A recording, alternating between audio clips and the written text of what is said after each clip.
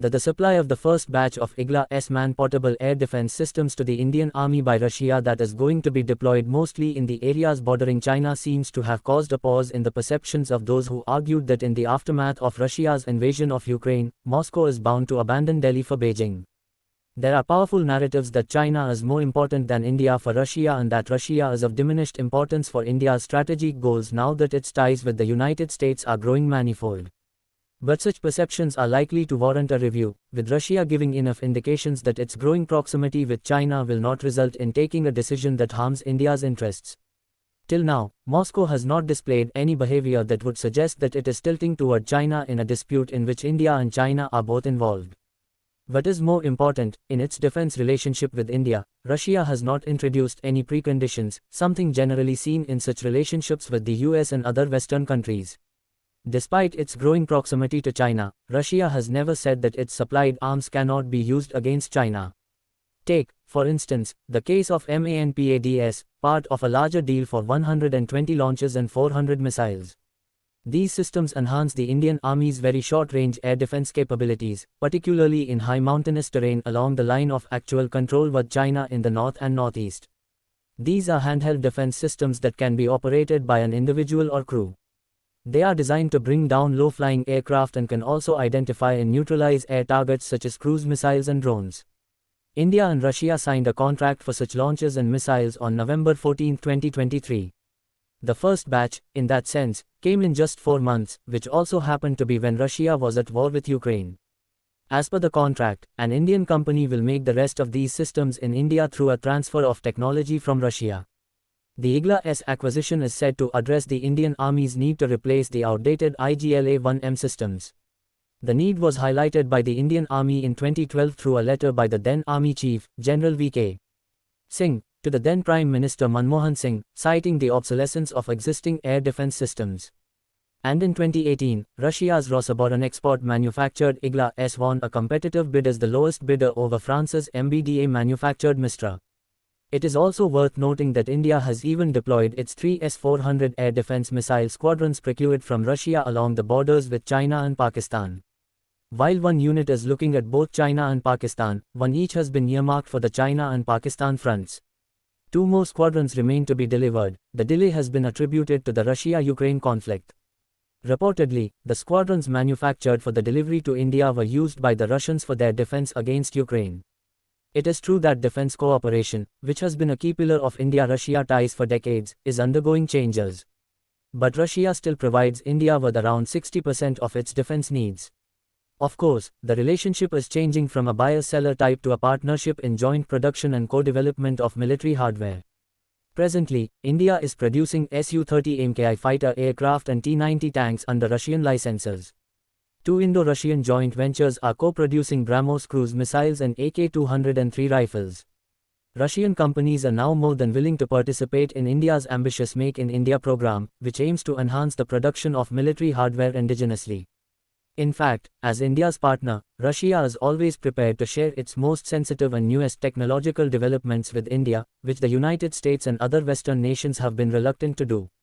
The BrahMos missile system is a shining example of this type of collaboration. Russia leases its nuclear submarines to India. Russia has unhesitatingly cooperated with India in its march towards becoming a major space power. Of course, India no longer considers Russia to be a great market, given the comparatively poor technology associated with its weapons. Even in military sales, the Russian attitude in going against the signed agreement on Admiral Gorshkov aircraft carrier with regard to money and delivery schedule was not found exactly helpful.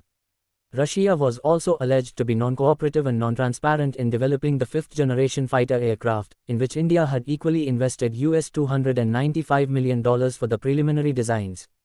However, despite all the hiccups, India and Russia signed an agreement in 2021 for an institutionalized structure headed by the defense ministers of both countries to oversee the issues around military and military technical cooperation, including joint military exercises, co-development of advanced defense systems, and technology transfers, for the next 10 years. Even otherwise, India-Russia bilateral ties have grown stronger despite the war in Ukraine and the consequent move by Moscow to draw closer to Beijing. Two-way bilateral trade is supposed to have crossed $50 billion in 2023-24. Russia has emerged as a top supplier of crude oil to India, particularly since the beginning of the Ukraine conflict. Russia is building 6 nuclear power plants in India, 2 of which have already been commissioned, and the other 2 are nearing completion. Russia is cooperating with India on human spaceflight program, Gaganyaan. Both India and Russia have also launched major programs in artificial intelligence and quantum computing. Besides, India has invested heavily in Russia's hydrocarbon sector in Siberia and even North Russia. As Indian Foreign Minister S. Jaishankar has been consistently pointing out in recent months, the history of Indo-Russian ties can never be belittled, and Moscow will continue to remain one of Delhi's India's most valued allies for many more years to come. The fundamental reality is that though Russia may have lost its position as a superpower in Cold War equations, it is still a big power if one goes by any possible definition of the elements that constitute power. It is huge and possesses the largest landmass of the earth as a single country. It strategically abuts Central Asia, China, and Iran, an area of political, security, and economic interests to India. Russia is endowed with enormous natural resources, technological capacities, and trade potential.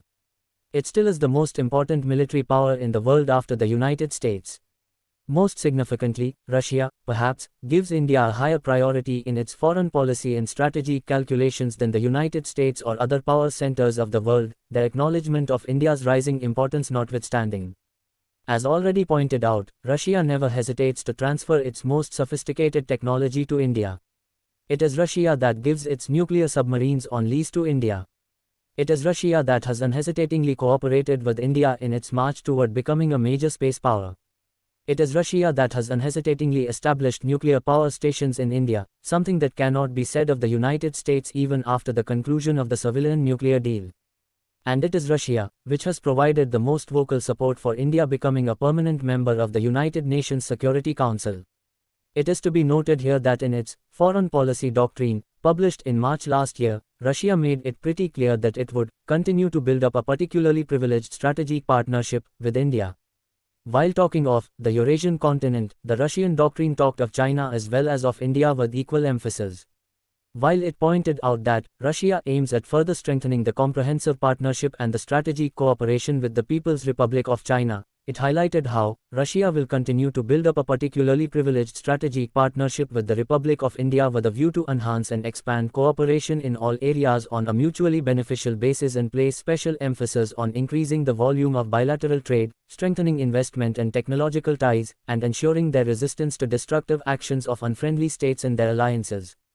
In fact, one argued in national media once why India is always a much more adored partner for Russia than China. Besieged with a growing problem of demographic decline, many Russian analysts fear that Siberia and its Far East will soon be overrun by migrant Chinese laborers. This fear is genuine, as anybody familiar with Chinese history will admit that Chinese territorial claims all over Asia often followed its emigrants. Besides, the history of China-Russia relations is not very inspiring for a long-term relationship in the future. In fact, 3 times that China formed an alliance with Russia, during the Qing Dynasty, 1894, the Republic of China, 1945, and the People's Republic of China, 1950, none lasted long. The last, the Sino-Soviet Treaty of Friendship, Alliance, and Mutual Assistance in February 1950, could not prevent Russia from fighting a war with China in 1969. It is true that the war in Ukraine has brought Russia closer to China, thanks mainly to the Western sanctions. This proximity, thus, is because of compulsions, not convictions. That explains why Russian scholars talk of vigilant amicability in Moscow's relationship with Beijing so that Russia never becomes a junior partner of China. Russia will need to balance China, and in this game of balancing, it finds India as a critical partner.